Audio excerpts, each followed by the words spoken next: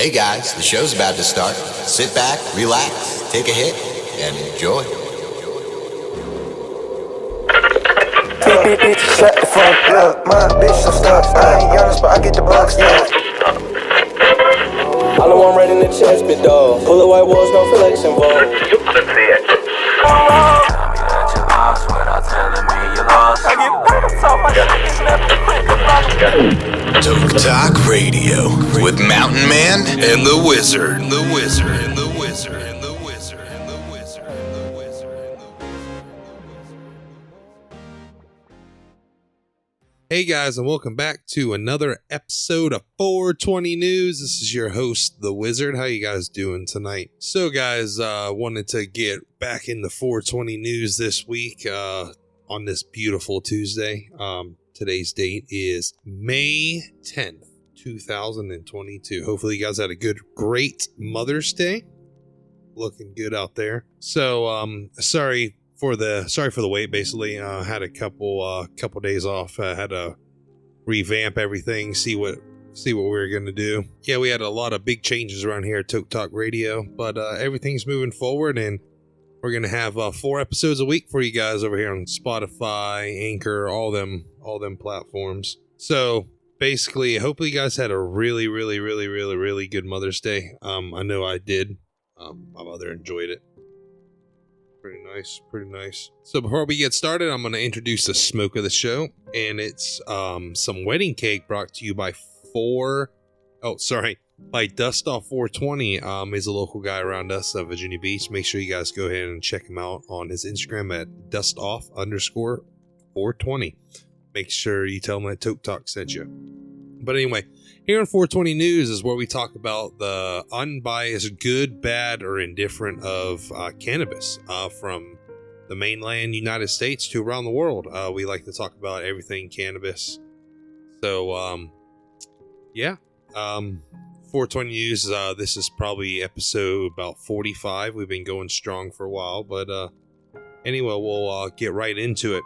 So we'll start off in South Carolina, where it's looking like the South Carolina medical cannabis bill likely dead in the legislature.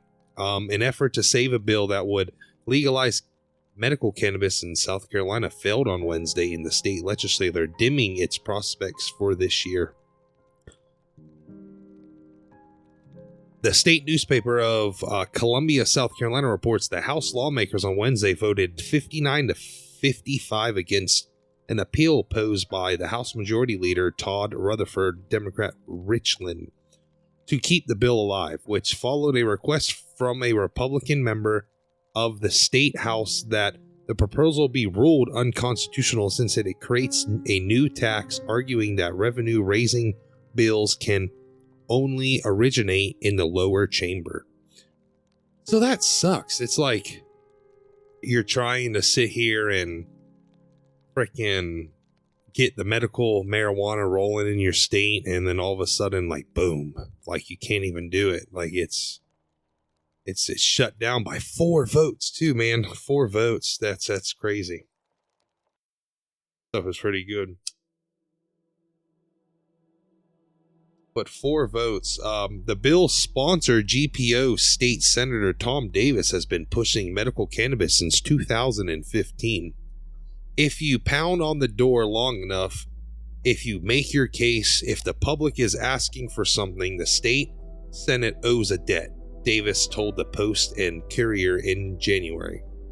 The people of South Carolina deserve to know where their elected officials stand on this issue. Davis's effort to get medical cannabis legalized in South Carolina has been marked by incriminable process. Sorry, super high. Man, it sucks. I mean, it's all up to the lawmakers, and it's crappy to think about that. It's awful that we have to go through all this just to get medical marijuana. I mean, I get it. I get it with the recreational stuff. I mean, I get it. But the medical, man, come on. There's a cannabis out there that will treat almost any ailment on this planet that an opioid can do. And you can replace the opioids. But South Carolina, I don't think they want to do that. Not calling out South Carolina on any bullshit, but hey, come on, South Carolina. But not to be too mean to South Carolina. I mean, it took Virginia, how long to push all this? I mean, we had medical marijuana for a while, but anyway, moving on to our next story. The headline is, "Don't Believe the High. FDA issues warning over misleading legal weed claims."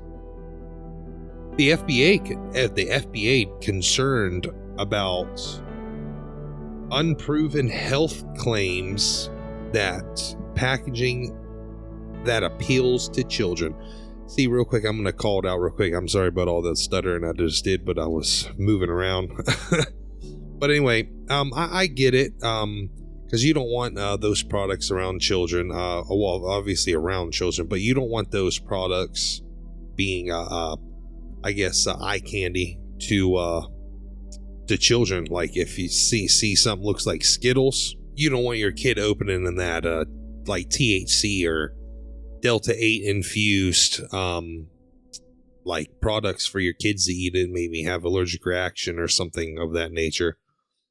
But the FBA has issued warnings to companies selling products including Delta 8 THC and cannabis compound for making unsupported claims about the health benefits of the items. The FDA said even though there is very little research on Delta 8 THC, a substance found in the cannabis sativa plant, online retailers and cafes are claiming products containing the compound reduce anxiety or help with sleeping. Delta 8 can induce a high in users, but is derived from a similar part of the marijuana plant to CBD, a non-psychoactive and legal compound which makes the legality of Delta 8 unclear. The FDA said several people had been hospitalized after taking Delta 8 and sent warning letters to 5 companies. I won't name the companies on this radio station, for allegedly making false claims about its benefits.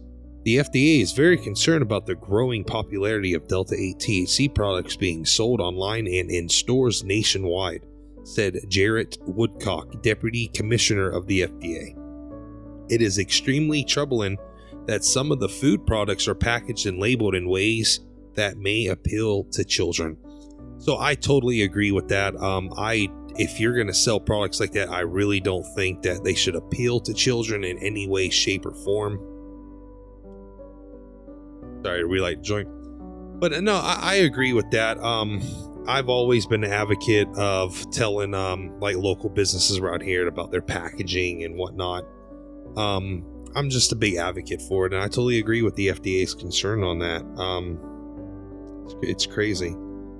The FDA crackdown on a Delta 8 comes at a time when law concerning marijuana, which is still federally banned, are in the state of flux.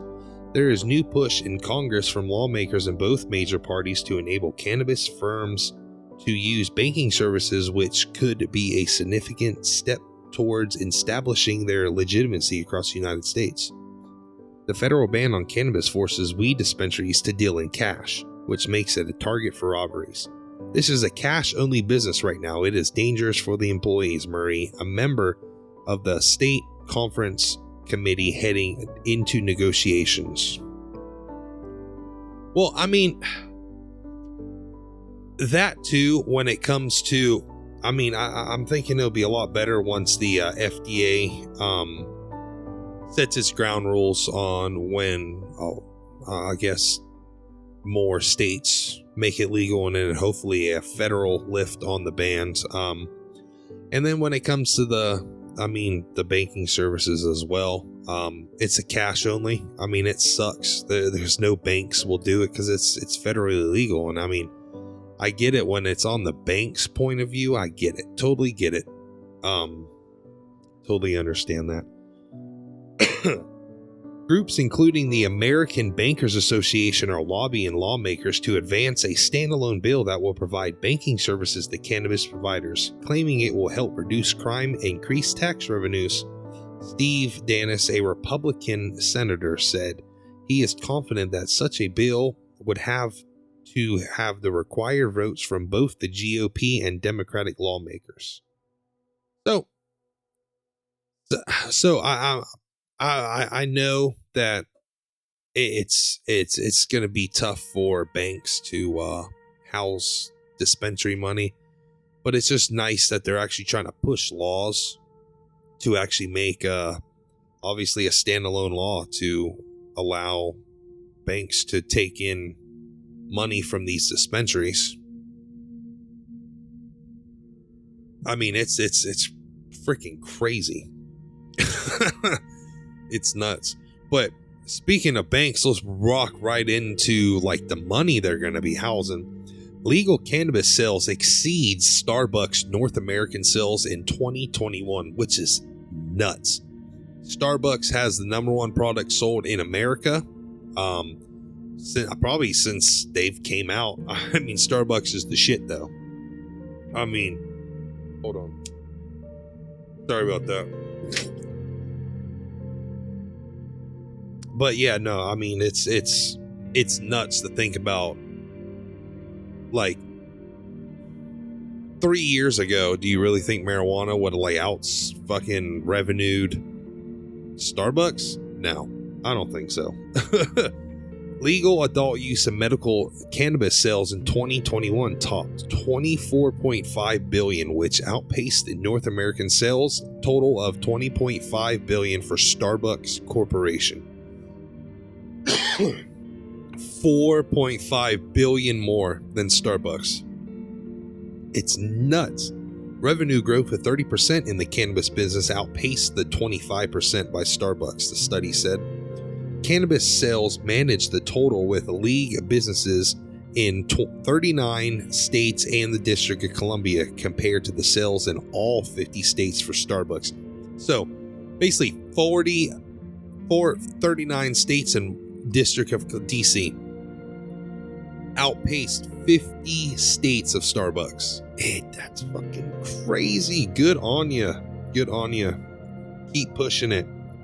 By contrast, 2021 U.S. cigarette sales totaled $52.8 billion, and global opioid sales amounted to $23.2 billion in 2021. The advisors share pure U.S. cannabis is down 2.5% on Wednesday and has a loss of 43.4% so far in 2022 compared to a 20.6% drop in 2021.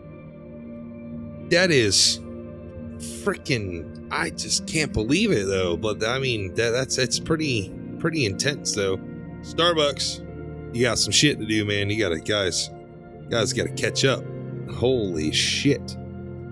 But of course, everybody's been waiting. The Canna Woman of the Week will go to Wanda James. Who is she? CEO of Simply Pure Dispensary, managing partner at Global Cannabis Initiative. Why do we celebrate her? A trailblazer in her own right, Wanda is the first black woman in the United States to own and operate a legally licensed recreational cannabis dispensary. She was motivated to join the industry upon learning her brother received a 10-year prison sentence for possessing 4.5 ounces of cannabis. In 2019, along with her husband and renowned chef Scott Duran, she opened the Apothecary of Colorado, the AOC, a medical dispensary famous for its cooking classes and edibles.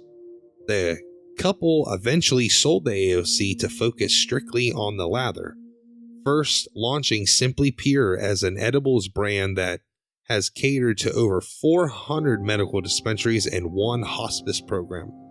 3 years later, with the passing of Colorado's Amendment 64, Wanda and Scott paused their operation in aspect of full legalization in a larger consumer market. The two relaunched Simply Pure in 2015, this time as a recreational dispensary in Denver's Loha neighborhood.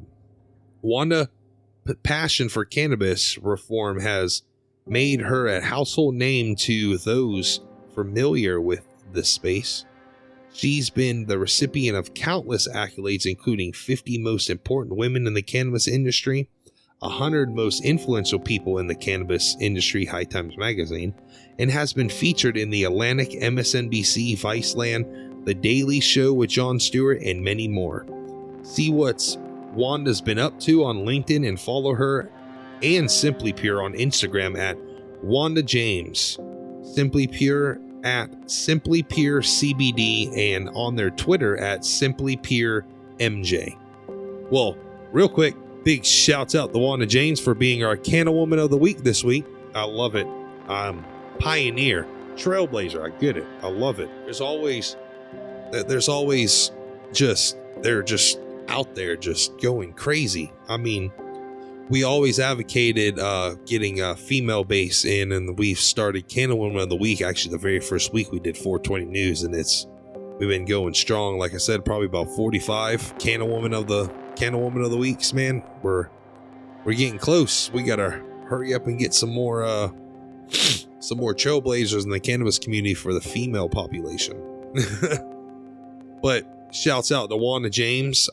Please go over there on Twitter and check them out at Simply Pure CBD, please. I'm definitely going to go over there, and TokeTok Radio is going to give them a like and a follow. I cannot wait.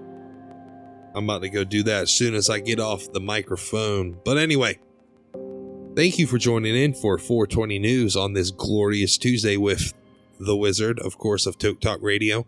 And a special quick shout out to Dustoff_420. So guys, go over there and check him out. Give him a like, a share, and a follow. Make sure you let him know that TokeTok sent you. And of course, always remember, keep your tinfoil hats and your bulls close. You never know what may happen.